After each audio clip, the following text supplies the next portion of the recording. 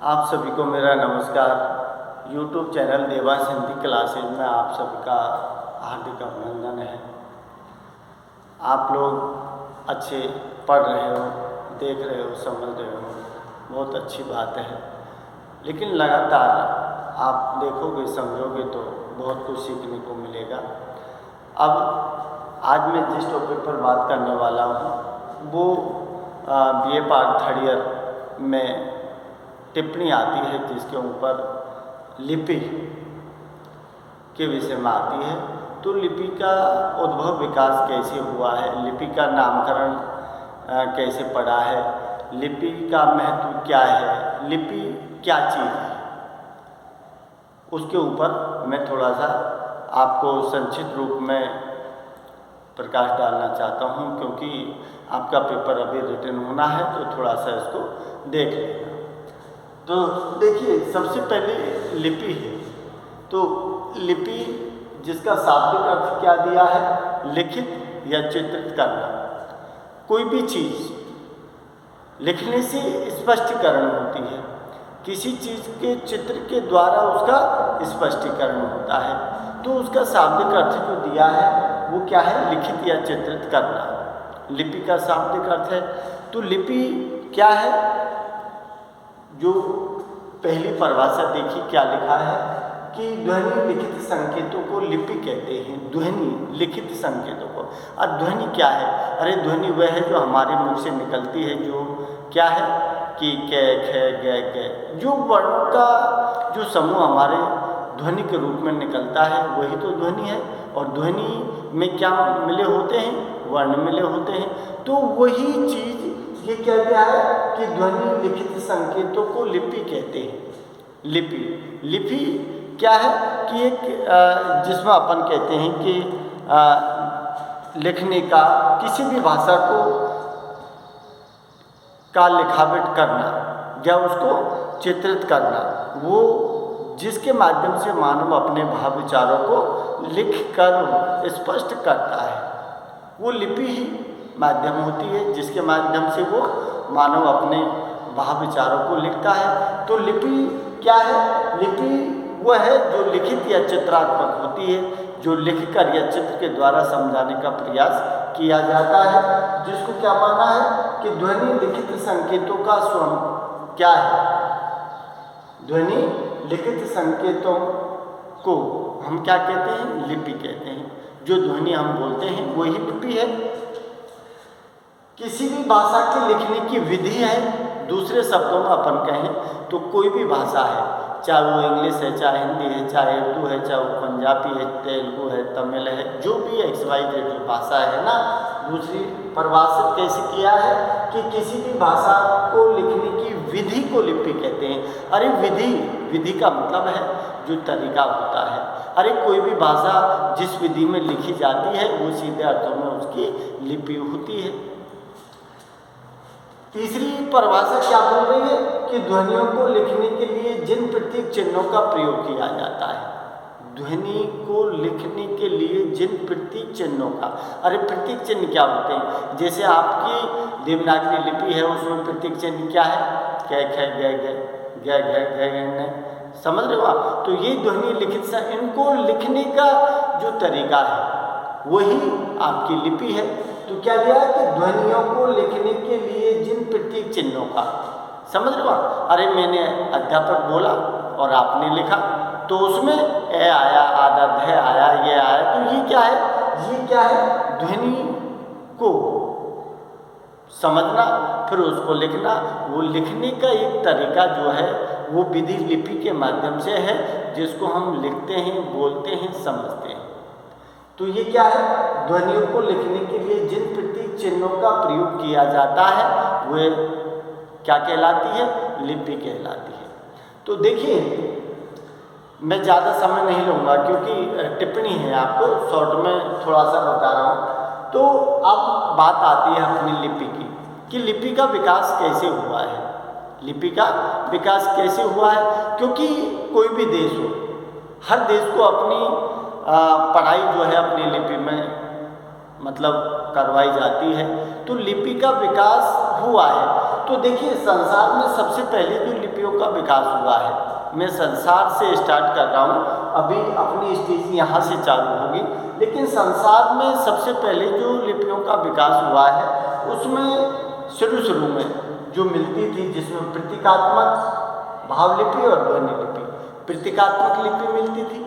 प्रतीकात्मक का मतलब है कि जो संकेतों के माध्यम से किसी चीज़ को समझाने का प्रयास किया जाता था। भावलिपि मिलती थी और ध्वनि लिपि मिलती थी, समझ लो, जो किसी का बोलने का एक ध्वनि के रूप में संकेत मिलता था, समझ लो। तो ये तो शुरुआत के संसार की स्टेज दिखाई गई कि पहले कोई लिपि नहीं थी। लिपि किसके माध्यम से चलती थी? प्रतीकात्मक लिपि, भावलिपि, ध्वनि लिपि। अब उसके बाद ध्वनि लिपि जो है, उस ध्वनि लिपि से किसका विकास हुआ है? अक्षरात्मक और वर्णनात्मक। अक्षरात्मक, अरे जो ध्वनि है, अरे अभी आपने क्या पढ़ा था? ध्वनि लिखित संकेतों को लिपि कहते हैं। तो फिर ध्वनि लिपि से विकास हुआ है। ध्वनि लिपि से किसका विकास हुआ है? अक्षरात्मक, अक्षरों का जो है वो क्या हुआ है? अक्षरों का हुआ है। यहाँ क्या दिया है? वर्णनात्मक। तो वर्णनात्मक कौन सी लिपि है? जिसको हम रोमन लिपि बोलते हैं, अंग्रेजी लिपि बोलते हैं। रोमन जो लिपि है वो पूरी वर्णनात्मक है। और अक्षरात्मक जो लिपि है उसमें कौन सी आती है? जो हमारे भारत देश में जो लिपियों का विकास हुआ है, तो उसमें सिंधु घाटी लिपि आती है, खरोष्ठी लिपि आती है, ब्राह्मी लिपि आती है। ध्यान रखना, ध्वनि लिपि सबसे पहले संसार में प्रतीकात्मक लिपि हुई, उसके बाद में भावलिपि, उसके बाद ध्वनि लिपि। ध्वनि लिपि से अक्षरात्मक लिपि का विकास हुआ है, इधर वर्णनात्मक लिपि का हुआ है। अब भारत की जो लिपि हैं वो सारी की सारी क्या है? अक्षरात्मक लिपि है, समझ रहे हो? और ये वर्णनात्मक है, जो रोमन लिपि है वो वर्णनात्मक। तो अक्षरात्मक लिपि में एक सिंधु घाटी का विकास हुआ। सिंधु घाटी लिपि जो मिलती है, सिंधु घाटी खुदाई में जो मिली है वो लिपि सिंधु घाटी, जिसको पढ़ने में अस्पष्टीकरण है, परेशानी, सिंधु घाटी का सही नहीं पढ़ा गया उसको। उसके बाद में खरोष्ठी है, खरोष्ठी, और उसके बाद में ब्राह्मी लिपि है। तो सिंधु घाटी, खरोष्ठी, ब्राह्मी ये तीनों ही अक्षरात्मक लिपि है। रोमन लिपि एक वर्णनात्मक है, ध्यान रखना। अब देखिए, अपनी जो भारत लिपि का विकास हुआ है, देवनागरी लिपि का भारत में जो विकास हुआ है, मैंने संसार से चालू की है, लेकिन अपना जो विकास है वो यहाँ से शुरू होता है, ब्राह्मी लिपि से। तो ब्राह्मी लिपि जो है उसमें क्या हुई? दो लिपियों का विकास हुआ ब्राह्मी लिपि में, उत्तरी लिपि और दक्षिणी लिपि। ब्राह्मी लिपि से कौन सा है? उत्तरी लिपि और क्या है? उत्तरी लिपि और दक्षिणी लिपि। अब उत्तरी लिपि के अंतर्गत भी दो लिपियों का विकास हुआ है, समझ रहे हो आप? अब उत्तरी लिपि में कौन कौन सी है? एक तो गुप्त लिपि है आपकी, गुप्त लिपि, और दूसरी कौन सी है? कुटिल लिपि है, समझ लो। उसके बाद में फिर कुटिल लिपि में फिर विकास हुआ है, कुटिल लिपि में फिर विकास हुआ है। तो कुटिल लिपि में कौन सा है? पहली शारदा लिपि और दूसरी है आपकी देवनागरी लिपि। तो हमारे मूल में, देवनागरी के मूल में कौन सी लिपि से विकास दिखाया है? ब्राह्मी लिपि से। ध्यान रखना, ब्राह्मी लिपि से दो लिपियों का विकास हुआ है, जो एक तो क्या है? उत्तरी लिपि है और एक दक्षिणी लिपि है। उत्तरी लिपि में फिर जिन लिपियों का विकास हुआ है वो गुप्त लिपि हुई है, इधर कुटिल लिपि का विकास हुआ है, और फिर कुटिल लिपि के अंतर्गत शारदा लिपि का विकास हुआ है, और उधर देवनागरी लिपि का विकास हुआ है। जब जाके हमारे देवनागरी लिपि का नाम आया है, जो लगभग कब मानी है? जो लगभग 10 शताब्दी के लगभग इसका विकास माना है। और देवनागरी दक्षिणी लिपि है, जो ब्राह्मी लिपि में से दूसरी लिपि है दक्षिणी, जिसमें तेलुगु, तमिल, कन्नड़ वगैरह का विकास दक्षिणी लिपि में दिखाया है। अपना विकास उत्तरी लिपि में दिखाया है। उत्तरी में भी पहली गुप्त लिपि है, दूसरी कुटिल लिपि है। कुटिल लिपि में भी शारदा लिपि है और देवनागरी लिपि है, जिसका विकास 10वीं शताब्दी के आसपास दिखाया है। अब देखिए, बात ये आती है कि लिपि का महत्व क्यों है। अरे लिपि का महत्व इसलिए है क्योंकि लिपि के माध्यम से, मैंने आपको हिंदी भाषा जो हिंदी की संवैधानिक स्थिति बताई थी, तो मैंने उस समय आपसे कहा था कि जो अनुच्छेद 343 है उसमें स्पष्ट लिखा गया है कि भारत जो संघ है, संघ की राजभाषा हिंदी होगी, जो किस में लिखित होगी, हमारी देवनागरी लिपि में लिखित होगी। ये स्पष्ट लिखा हुआ है, समझ लो। तो लिपि का महत्व क्यों है? क्योंकि हम लिपि के माध्यम से हर चीज़ को, जो मानव है, जो आदमी है, समाज में रहता है, नहीं क्या, जो राष्ट्र में रहता है, तो लिपि क्या है? लिपि भारत देश के लोगों को एक सूत्र में बांधने का काम करती है। एक दूसरे लोगों को भाव विचारों को लिखना, बोलना, पढ़ना, समझना, उन सब के माध्यम से सारे राष्ट्र को एक सूत्र में बांधने का काम करती है। लिपि का महत्व है क्योंकि जब तक हम किसी चीज़ को लिखेंगे नहीं, समझेंगे नहीं, बोलेंगे नहीं, तो फिर कैसी, इसीलिए इसको राष्ट्रीय एकता का एक सूत्र माना गया है। तो ये क्या है? अब देखिए, ये लिपि की परिभाषा मैंने 3 लिखी हैं, जो आपको अच्छी लगे वो आप लिखना। शाब्दिक अर्थ लिखित या चित्रित करना होता है। अब ये लिपि का विकास मैंने संसार की लिपि से चालू किया है, लेकिन आपको यहाँ से ध्यान देना है। शुरुआत में संसार में ये लिपियों का विकास हुआ है, उसके बाद में ब्राह्मी लिपि से अपनी लिपि का विकास हुआ है। अब देखिए, देवनागरी लिपि जो है उसके नामकरण पर कभी चर्चा होती है कि देवनागरी लिपि का नाम क्यों पड़ा। अरे कुछ लोग कहते हैं कि गुजरात में नागर ब्राह्मणों के द्वारा इसका जन्म माना है, उन्होंने उनके नामकरण पर ही क्या है इसका नामकरण हुआ है। कुछ कहते हैं कि हमारी जो संस्कृत भाषा थी वो किन की थी? देवताओं की थी, इसीलिए देवनागरी भाषा का नामकरण आधार माना है। कुछ लोग कहते हैं कि नगर जो है, नगरों में उपयोग ली जाने के कारण ये देवनागरी भाषा नामकरण हुआ। तो विभिन्न जो विचारक हैं, जो मनीषियाँ हैं, तो बहुत सारे मनीषियों, विचारक और प्रबुद्ध गण हैं, उन्होंने अपने अपने तरीके से नामकरण का अलग आधार माना है। लेकिन सबसे पहले भारत में जो गुजरात के कौन दिखाए गए हैं? गुजरात के जयभट्ट। तो गुजरात का जयभट्ट दिखाया गया है, जिसने सबसे पहले देवनागरी लिपि का अपने शिलालेखों में क्या लिया है? उपयोग किया है। ध्यान रखना।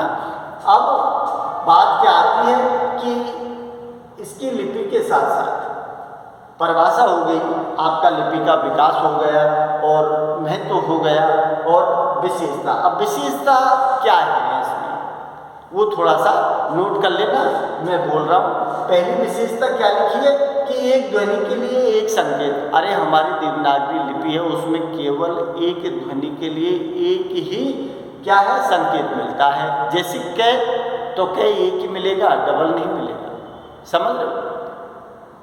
लेकिन रोमन जो है वो क्या है? रोमन जो है उसमें आपको कै के लिए से भी मिल जाएगा, कै भी मिल जाएगा, केमिस्ट्री लिखोगे तो CH मिल जाएगा। ये व्यवस्था अपने नहीं, अपने क्या है कि एक ध्वनि के लिए एक संकेत करता है। लेखन और उच्चारण में एक रूपता है, जैसा लिखा जाता है वैसा बोला भी जाता है। यह हमारी विशेषता है लिपि की। तीसरी क्या है? कम खर्ची की। ज़्यादा खर्च नहीं होता। हिंदी, आप हिंदी पढ़ोगे तो ज़्यादा खर्च नहीं होगा, लेकिन इंग्लिश पढ़ोगे तो ज़्यादा खर्च होगा। तो कम खर्ची लिपि दिखाया है, इसको, इनको नोट कर लेना आप। वैज्ञानिक क्रम का विन्यास। वैज्ञानिक क्रम, जो मानकीकरण में वैज्ञानिक क्रम किया गया है, जिनका क वर्ग, ट वर्ग, त वर्ग, प वर्ग, जो क्रम लिखा है वो वैज्ञानिक रूप से बहुत अच्छा क्रम है, जिसको पढ़ने में, समझने में कहीं भी कोई दिक्कत नहीं होती है। तो लेखन और मुद्रण में एक रूपता। लेखन और मुद्रण, लेखन का मतलब है लिखना, मुद्रण का मतलब है छपाई, खाना जो होता है, जिनमें हिंदी में छापा जाता है। तो लेखन और मुद्रण में एक रूपता दिखाई देती है, कहीं भी भिन्नता नहीं दिखाई देती है। और मात्राओं के क्रम में पढ़ने में सुगमता। मात्रा छोटी लगी है, बड़ी लगी है, आ की लगी है कि ऊ की लगी है, तो उन मात्राओं के क्रम में पढ़ने की सुगमता है, जिसको आसानी से बोला, समझा और मतलब पढ़ा जा सकता है। तो मात्राओं की भी सुगमता है। तो क्या दिया है कि सरल कला सुंदर रूप। हमारी जो देवनागरी है वो सरल है और क्या है, कलात्मक भी है, सुंदर भी है, जिसका रूप जो पढ़ने, देखने, सुनने में सब में अच्छी लगती है। और एक चिन्ह के लिए एक ध्वनि, एक चिन्ह के लिए, अरे जो चिन्ह अपन बोलेंगे वैसा बोलेंगे, गए तो फिर जैसा बोलेंगे वैसा ही उसको लिखा जाएगा। प्रत्येक चिन्ह जो है, एक चिन्ह के लिए एक ही ध्वनि का विकल्प है, जबकि इंग्लिश में उन चीज़ों को अलग अलग रूप में लिखा और बोला जाता है। तो ये सारी चीज़ें क्या थी कि थोड़ी सी टिप्पणी आनी है आपको, इसलिए मैंने संक्षिप्त प्रकाश इस पर डाला है, तो थोड़ा सा नोट कर लेना। अब देखिए, अरे हमारी देवनागरी लिपि है, जो देवनागरी लिपि है वो क्या है, जिसमें हमेशा अपनी देवनागरी लिपि है वो, इसकी विशेषता और भी है कि देवनागरी लिपि हमेशा के दर से बाएं से दाएं लिखी जाती है। समझ रहे हो आप, बाएं से दाएं लिखी जाती है। बहुत सारी लिपियां दाएं से बाएं लिखी जाती हैं, जिनमें आपकी उर्दू आती है, और खरोष्ठी लिपि है वो भी बाएं से दाएं लिखी जाती है, लेकिन हिंदी नहीं लिखी जाती है। हिंदी तो क्या है, बाएं से ओर चालू करते हैं, दाईं ओर जाती है, और जो वर्ण होते हैं उनके ऊपर, शब्दों के ऊपर क्या होती है, सिरों रेखा खींची जाती है, जिससे जो वर्ण होते हैं उनका कलात्मक सुंदरता दिखाई देती है। तो सिरों रेखा जो है उसका भी प्रयोग करते हैं। और जो देवनागरी लिपि है उसमें क्या है कि 52 वर्ण जो है वो पाए जाते हैं, जबकि रोमन भाषा है उसमें 26 ही वर्ण है। तो जो वर्ण उनका वो दिया है कि 52 वर्ण हमारी देवनागरी लिपि में निर्धारित किए गए हैं। इस प्रकार आपका ये शॉर्ट चीज़ें थी जो मैंने संक्षिप्त रूप में आपको बताई हैं। और बाकी जो चीज़ें हैं, अब इस लिपि का सुधार, क्योंकि जो भारतीय विद्वान, प्रबुद्ध और मनीषी जो गण हैं, उन्होंने इसके देवनागरी लिपि के सुधार के लिए बहुत सारे लोग, जिनमें कौन आता है, जिसमें दयानंद सरस्वती भी आते हैं, बाल गंगाधर तिलक भी आता है, और महात्मा गांधी जी भी आते हैं, दयानंद सरस्वती भी आते हैं। उन्होंने बहुत सारे देवनागरी सुधार परिषद और अधिनियमों का विकास किया है, जिसके माध्यम से लिपि में अलग अलग रूप में, अलग अलग तरह से सुधार की अपनी अपनी बात का सुझाव दिया है। उनके विषय में मैं अगले वीडियो में आपसे बात करूंगा, जब तक मैं आपसे परमिशन लेना चाहता हूं। और थोड़ा सा एक बार देख लेना, अच्छा लगे तो शेयर, लाइक और सब्सक्राइब ज़रूर कर देना। नमस्कार।